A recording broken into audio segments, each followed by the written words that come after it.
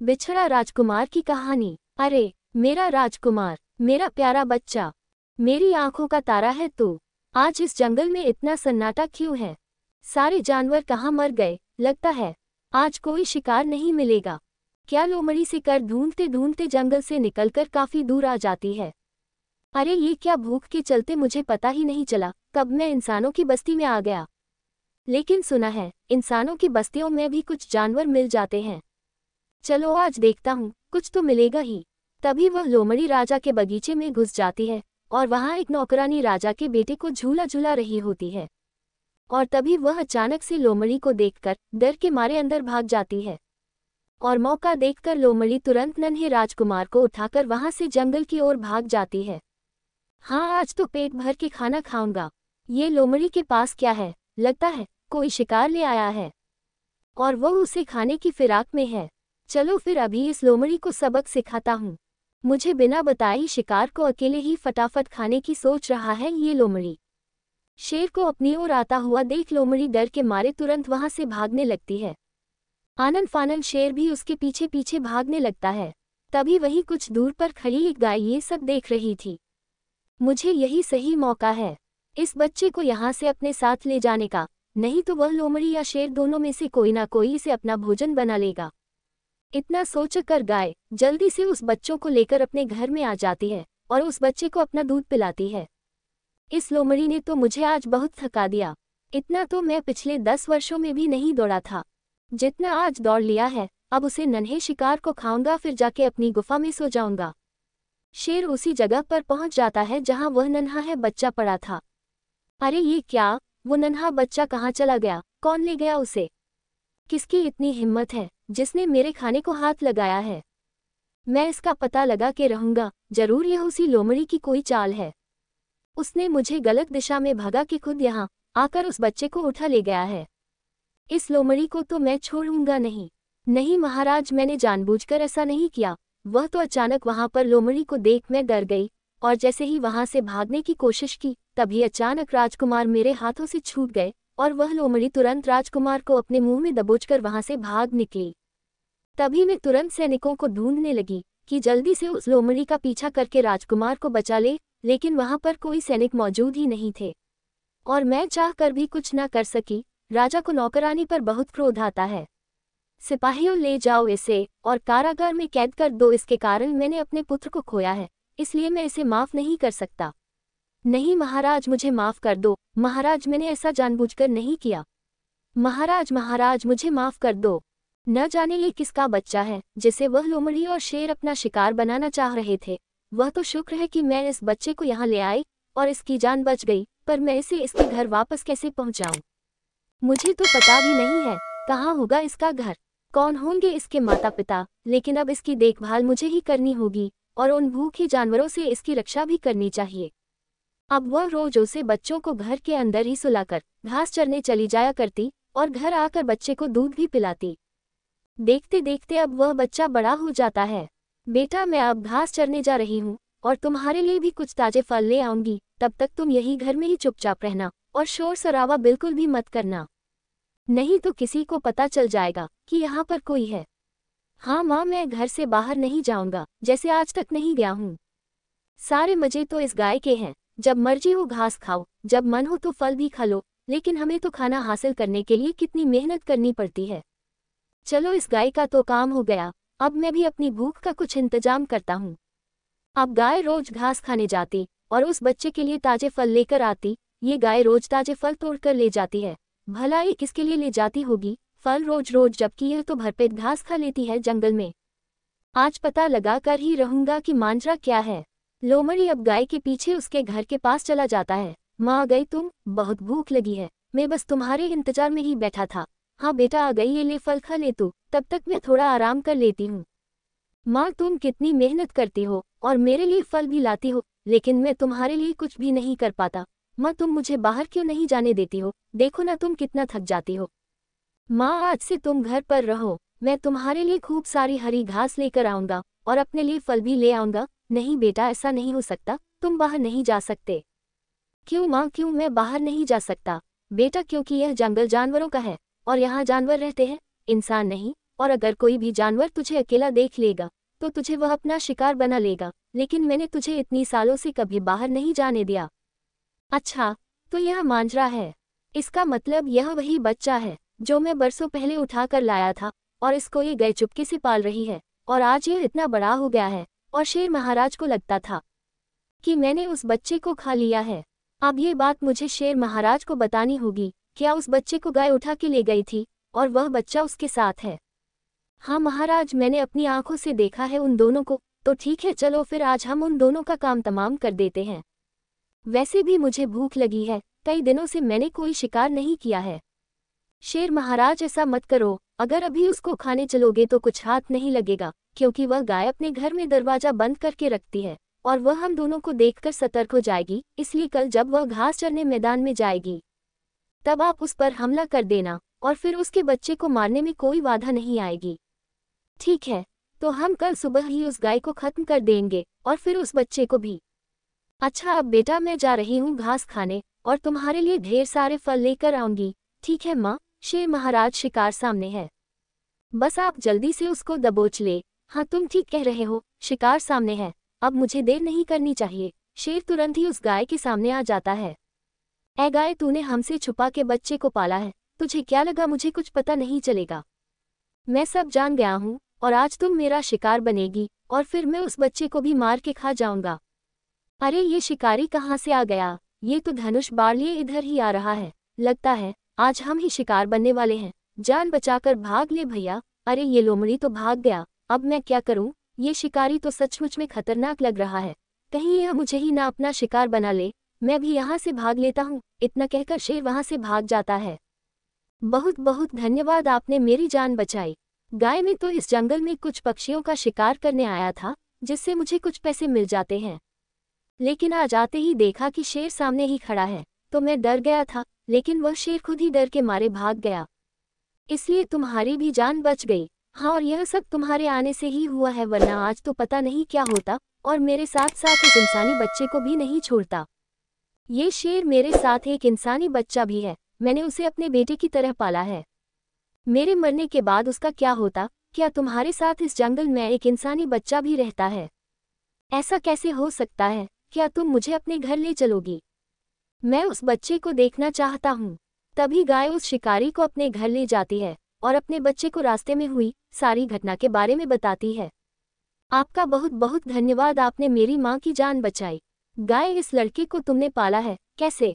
गाय, मुझे तुम पर गर्व है, तुम सच में गाय माता हो। अच्छा, अब मैं जाता हूँ, कभी मिलने आऊँगा फिर।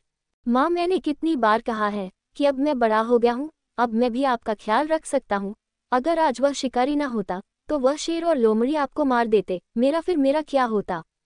माँ, क्यों ना हम ये जंगल छोड़कर कहीं दूसरे जगह पर चल के रहे, वहाँ मैं कोई ना कोई काम कर लूँगा और तुम्हारे लिए रोज ढेर सारा चारा और हरी घास भी ले आया करूँगा।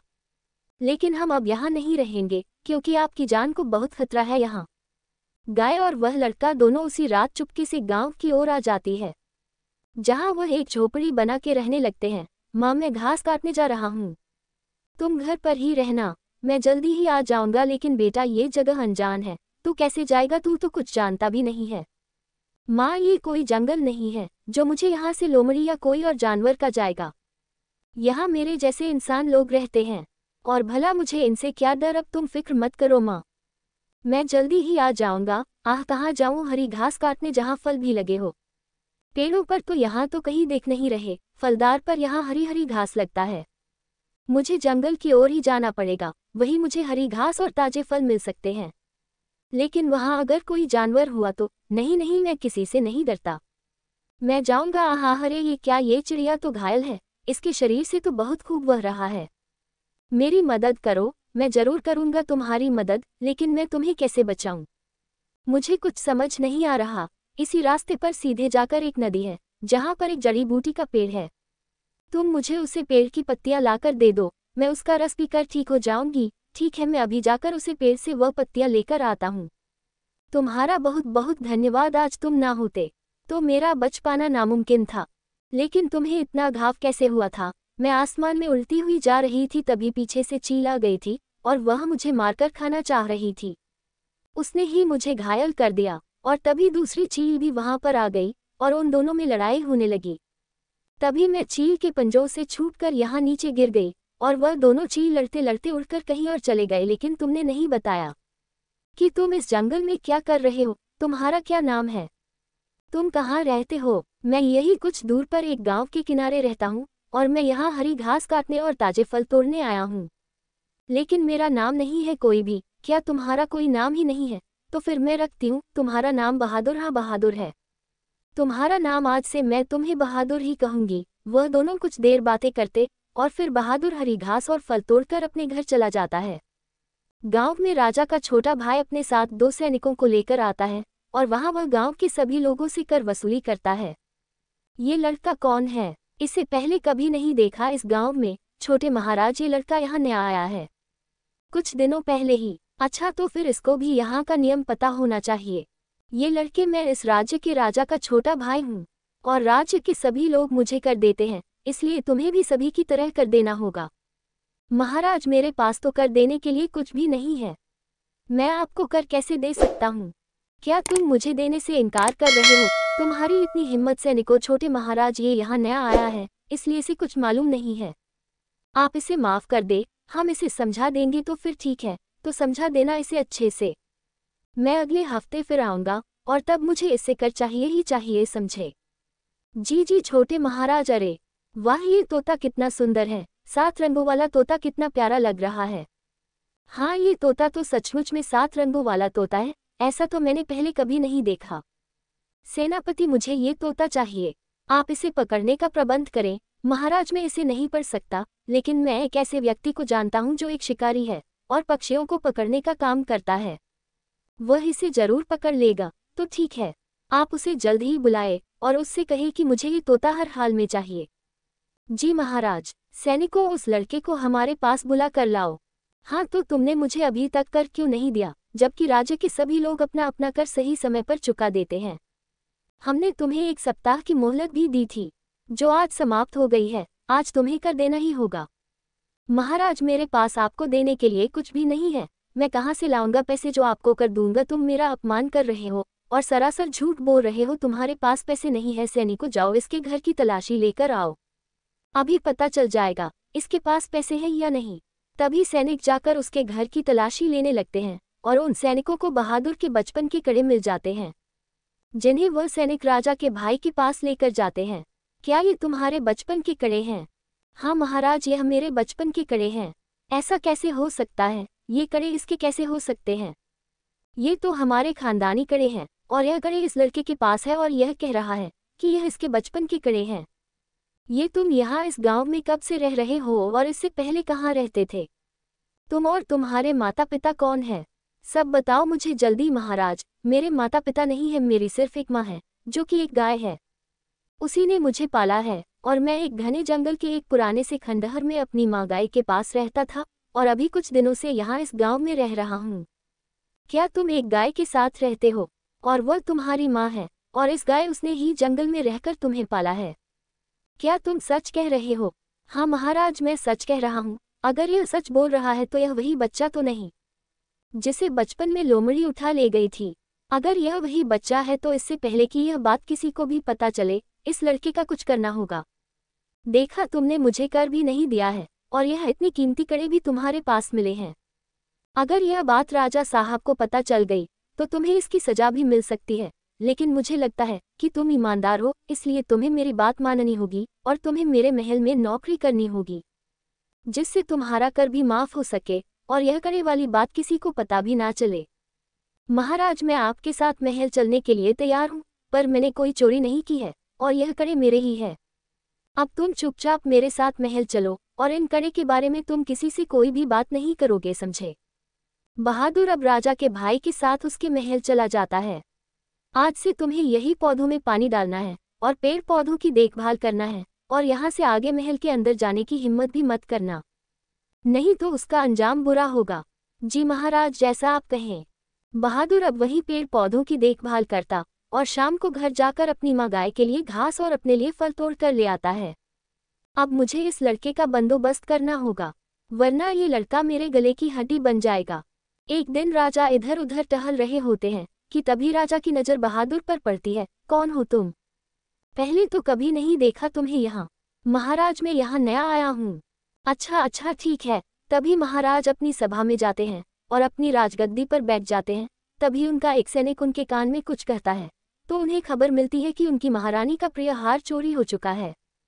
क्या उनका प्रिय हीरो का हार चोरी हो गया है? ऐसा कैसे हो सकता है?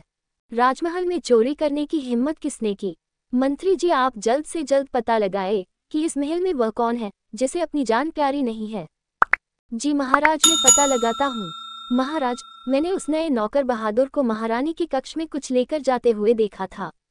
मुझे लगता है वह रानी का हीरो वाला हार ही था, क्योंकि उसने उसको छुपा कर रखा था और वह जल्दी जल्दी से जा रहा था। क्या यह उस नए लड़के नौकर की करामात है? तो फिर जो उसे मेरे पास लेकर आओ। अभी सैनिक बहादुर को राजा साहब के पास लेकर आता है। ये लड़के क्या तुझे जरा सा भी डर नहीं लगता कि तू इस महल में चोरी करेगा और किसी को पता भी नहीं चलेगा? तूने महारानी का जो हीरो वाला हार चोरी किया जल्दी से बता दे, जल्दी से बता दे। वह कहाँ छुपाया है? नहीं तो हम तुम्हें कड़ी से कड़ी सजा देंगे। महाराज मुझे किसी हार के बारे में कुछ नहीं मालूम नहीं और मैंने कोई हार चोरी नहीं किया है। महाराज मैं तो पेड़ पौधों में पानी डालना व उनकी देखभाल करने के अलावा महल के भीतरी हिस्से में कदम भी नहीं रखता हूँ। तो मैं महारानी का हार कैसे चोरी कर सकता हूँ? सैनिकों जाओ इसकी झोपड़ी की अच्छी तरह से तलाशी लेकर उस चोरी किए हुए हार को लेकर आओ। इसने वह हार अपनी झोपड़ी में ही छुपा कर रखा होगा। सैनिक अब जाकर इस उसकी झोपड़ी में देखते हैं। तभी उन्हें वहां एक राजसी संदूक दिखाई देता है जिसमें वह हीरो का हार रखा होता है, जिसे वह सैनिक राजा के पास ले जाकर पेश कर देता है। महाराज अब आप नहीं इसे तो मैं सजा दूंगा, क्योंकि इस पर तरस खाकर मैं ही इसको महल में नौकरी दी थी और उसका इसने ये सिला दिया। अगर आज इसको माफ कर दिया गया या कोई छोटी सजा दी गई तो कल किसी और की भी हिम्मत होगी इस महल में चोरी करने की। ऐसा दोबारा ना हो इसलिए मैं इसे फांसी की सजा सुनाता हूँ। क्योंकि इसने महारानी के गहनों की चोरी की, इसलिए इसकी सजा भी बड़ी होनी चाहिए। इसलिए यह मेरा आदेश है कि इसे आज ही फांसी की सजा दी जाए। नहीं महाराज मैंने कोई चोरी नहीं की, ये सब झूठ है। चुप हो जाओ तुम और बताओ तुम्हारी कोई आखिरी इच्छा हो तो वह अवश्य पूरी करेंगे, बस सजा माफी को छोड़कर। महाराज मुझे एक पेड़ से बहुत लगाव है और मैं रोज कुछ क्षण उसकी छांव में बिताता हूँ, इसलिए मेरी आखिरी इच्छा है कि मैं मरने से पहले कुछ क्षण उसी पेड़ के नीचे बैठकर बिताऊं और फिर उसके बाद आप जो भी सजा दें मुझे मंजूर होगी। बहादुर अब इस नदी के पास वाले पेड़ के नीचे जाकर बैठ जाता है और वहीं कुछ देर बैठा रहता है, जिसके बाद उसे फांसी की सजा दे दी जाती है और उसके शरीर को नदी में बहा दिया जाता है। आज मेरा बेटा घर नहीं आया, अभी तक पता नहीं कहाँ रह गया। ये तुम्हारा इनाम है, रख लो। आज मैं बहुत खुश हूँ। मेरे रास्ते का कांटा जो निकल गया है, उस लड़के ने अचानक आकर मेरी नींद ही हराम कर दी थी। अच्छा हुआ मैंने उसको रास्ते से ही हटा दिया, वरना कहीं अलग मेरे बड़े भाई को पता चल जाता कि यह लड़का उनका ही बेटा है जिसे बचपन में लोमड़ी उठाकर ले गई थी। ये सारा राजपाट उसी जंगली लड़के का हो जाता है और मैं खाली हाथ तमाशा देखता रह जाता। इसलिए मैंने ये सारा जाल बिछाया ताकि उस लड़के को इस महल में लाकर उसको किसी बड़े इल्जाम में फंसा कर उसको खत्म करवा सकूं। और देखो मैंने उसको फांसी की सजा दे ही दी। क्या उस लड़के को फांसी की सजा हो गई? यह क्या, ये तो बहुत ही गलत हुआ। अब बेचारी उस गाय का क्या होगा? बेचारा नादान लड़का बेवजह ही मारा गया। शिकारी अब जाकर राजा साहब को मैं सतरंगा तोता दे देता है। तुमने हमारा दिल जीत लिया है शिकारी, ये तोता वाकई में बहुत सुंदर है। बताओ तुम्हें क्या इनाम चाहिए? धन दौलत सोना चांदी जो भी तुम कहो वह सब मिलेगा। महाराज क्षमा चाहता हूँ, मुझे धन दौलत सोना चांदी नहीं चाहिए। महाराज अगर आप मुझे कुछ दे सकते हैं तो मुझे इंसाफ दे दीजिए। क्या इंसाफ? कैसा इंसान? महाराज क्या आप जानते हैं कि जिस लड़के को अपने फांसी दी है मैं कौन था? उसके बारे में आपको कुछ मालूम है? नहीं मुझे नहीं पता वह लड़का कौन था और उसके बारे में मुझे कुछ भी नहीं मालूम है। उसने महारानी का हार चुराया था, जिसके बदले में मेरे छोटे भाई ने उसे फांसी की सजा सुनाई ताकि दोबारा कोई ऐसी हरकत ना करे इस महल में। लेकिन तुम ये सब क्यों पूछ रहे हो? महाराज जैसे आपकी दरबार में फांसी दे दी गई, वह लड़का चोर नहीं, मैं आपका ही पुत्र था जिसे बचपन में एक लोमड़ी उठाकर ले गई थी और उस बच्चे को उसे लोमड़ी से बचा के एक गाय ने उसे पाल पोस कर बड़ा किया था। और कुछ दिनों पहले ही वह दोनों जंगल छोड़कर पास के एक गांव में रहने आए थे। जैसे आपकी ही भाई छोटे महाराज ने पहचान लिया और अपने रास्ते से हटाने के लिए एक सैनिक को रुपयों का लालच देकर उसके साथ मिलकर उस लड़के के खिलाफ साजिश रच के उसको फांसी की सजा दे दी, ताकि इस राज्य के अगले राजा आपके भाई बन सके। महाराज, मैं चाहता हूँ आप मेरे साथ चलकर उस गाय से जरूर मिले जिसने उस लड़के को पाला था। राजा तुरंत उस शिकारी के साथ बहादुर के घर पर पहुंच जाता है और तभी वह गाय राजा को सारी बात बताती है। गाय की बात सुनकर राजा के पैरों तले जमीन खिसक जाती है और वह बहुत दुखी हो जाता है। यह क्या अनर्थ हो गया? मेरे ही दरबार में मेरे ही बेटे को फांसी की सजा हो गई और मैं देखता रहा, अपने बेटे को पहचान भी ना सका और मेरे ही भाई ने मेरे बेटे की जान ले ली। अब मैं बलवीर को उसके गुनाहों की सजा देकर ही रहूंगा। तभी वह बहादुर आ जाता है और उसे देखकर सब आश्चर्यचकित रह जाते हैं। अरे ये क्या, तुम्हें तो फांसी दे दी गई थी, तो तुम बच कैसे गए? ऐसा कैसे हो सकता है? ये कैसे हो गया? तुम्हें तो फांसी दे दी गई थी तो फिर तुम्हारी जान कैसे बच गई? महाराज, मैंने कोई चोरी नहीं की थी, इसलिए मुझे खुद को बेगुनाह साबित करना था। इसलिए मैंने अपनी आखिरी इच्छा में जिस पेड़ के नीचे बैठने की मांग की थी, उसी पेड़ की जड़ी बूटी मैंने अपने फांसी होने से पहले ही खा ली थी, जिसकी शक्तियों की वजह से मैं बच गया और मैं वापस आ गया हूँ। बहादुर की बात सुनकर राजा बहुत खुश हो जाता है और उसे बताता है कि वह उसका पिता है और वह उसका पुत्र है। राजा अब सभी को लेकर महल चला जाता है। मंत्री जी, जल्दी से जल्दी मेरे भाई बलबीर सिंह को बुलाया जाए और उस सैनिक को भी बुलाया जाए जिसे बलवीर के साथ मिलकर यह गुनाह किया है। मंत्री बलवीर सिंह और उस सैनिक को दरबार में बुलवा लेता है, जहां बलवीर सिंह बहादुर को देखकर हैरान रह जाता है और अपने भाई को क्रोध देखकर अपना सारा गुनाह मान लेता है। और बहादुर के बचपन के कड़े भी राजा को मिल जाते हैं। अब राजा अपने भाई बलवीर सिंह और उस सैनिक को आजीवन कारावास की सजा दे देता है और वह अपने पुत्र के साथ खुशी खुशी रहने लगता है और उसे गाय को भी इस महल में रख लेता है। इस कहानी से हमें ये सीख मिलती है कि सच्चे प्रेम, समर्पण और दृढ़ निश्चय से किसी भी कठिनाई का समाधान संभव है। जब जीवन में चुनौतियां आती हैं तो हमें धैर्य और साहस के साथ उनका सामना करना चाहिए। इसके अलावा अपने प्रियजनों के प्रति निष्ठा और प्रेम बनाए रखना बहुत महत्वपूर्ण है, क्योंकि वे हमारी सबसे बड़ी ताकत हो सकते हैं। अपने लक्ष्य के प्रति अडिग रहना और हर परिस्थिति में अच्छाई और ईमानदारी का पालन करना अंततः सफलता की ओर ले जाता है। कहानी पसंद आए हो तो प्लीज़ लाइक और चैनल को सब्सक्राइब करें।